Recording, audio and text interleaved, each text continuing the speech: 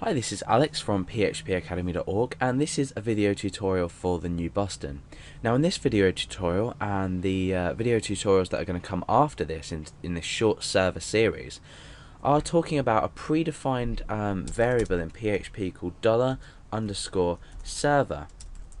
Now you may have seen this before if you've dealt with PHP before. Server is a predefined set of environmental information, and it allows you to let's just go back to our it allows you to access certain information about the page, the user, requests that have been sent, for example. So in this video we're going to be looking at the file name and how it can be useful to us. Now, how do we go about doing this? So I've already shown you the variable name, which is $_server. So it's much like things like $_post and $_session. So if you're learning PHP for the first time, you're probably starting to see some kind of resemblance to with all these. So what do we do if we want to echo out or display to the user the current file name of the PHP script that we're on? Now, you wouldn't necessarily in everyday applications want to do this because, you know, the user can already see the file name. We're working with index.php at the moment. We've got this error because we haven't specified anything, but yeah, we can already see the script name. So why would we want to do this? Well, it's useful for us when we're doing things like submitting forms. For example, you specify your the key inside of here. So I'm going to say script_name. Now what this is going to do is it's going to take the script name and it's going to apply it into a variable. So I'm going to say script name. You can just echo it out straight away like this, but I'm going to put it into a variable so it's just a bit easier to see what we're doing. So we've got the script name here and we're using this predefined server variable, and this is the environmental information that we're putting through. So we've got script_name in capital letters. Now we're echoing this script name. So let's test this and see what we get. Okay, so we've got /series/server/index. Now you can see this corresponds somewhat to my URL in the sense that we're not including the domain name. At the moment I'm working locally on my computer, but we're not including the domain name. So why is this useful?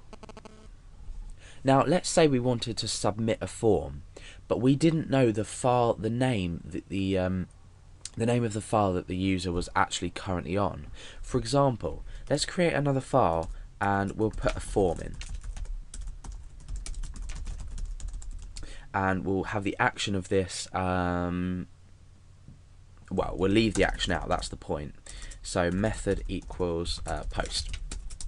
And in here we'll just create a submit button. Equals submit. Name equals submit, and value equals submit. Now I've given this a name so we can keep track of when this button has actually been pressed. So let's save this as header.inc.php. Now what I'm going to do with this is I'm going to include it in the top of my script. So you should have already had a look at the include function already. So header.inc.php. Now what this is going to do is it's going to include this inside of our script. So let's just check that out and see what happens. Okay, so now we've included this button here.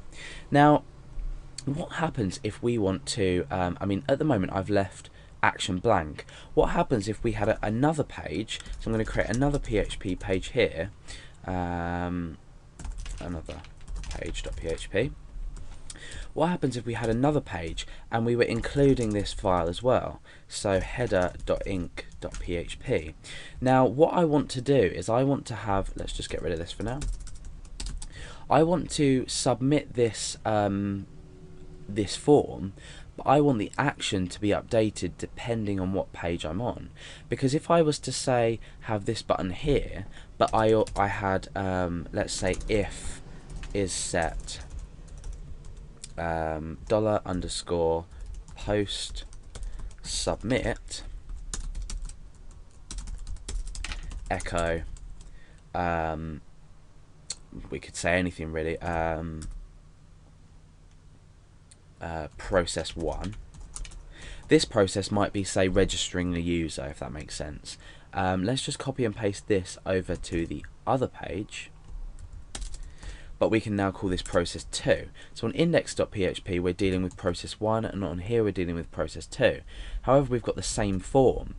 So what happens if we want to say submit it to, and this information, the button, come back to index.php, or on this one the button to come back to index another page.php. So in here I could type index.php. So we've solved half of our problem. So let's refresh the page, and I click submit, and it comes up with process 1. But now if we access the other page, you can see that when I click submit, we go back to index.php. However, what I want to do is stay on another page.php, but process this here. So how are we going to go about this? Well, the answer is simple. We've already looked at this. We've already looked at this script file name or script name. So what we can do is we can specify a full file name. So we could say script name equals, and this could be relative, obviously, to server. And in here we could type, let's say, script name. Now what's happened here is we've created something that's going to be dynamically updated depending on what page they're on.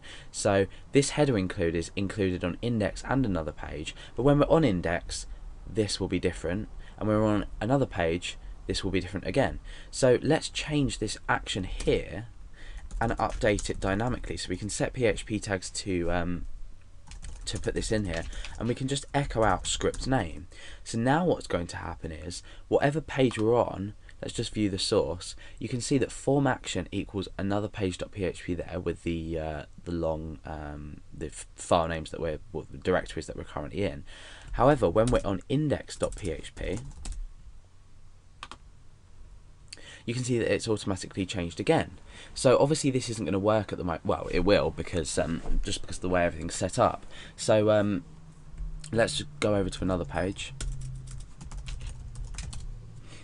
and we click submit, and we've done that. So we've used the same form to process, but on 2 different pages. Now how would this be useful in a real life application?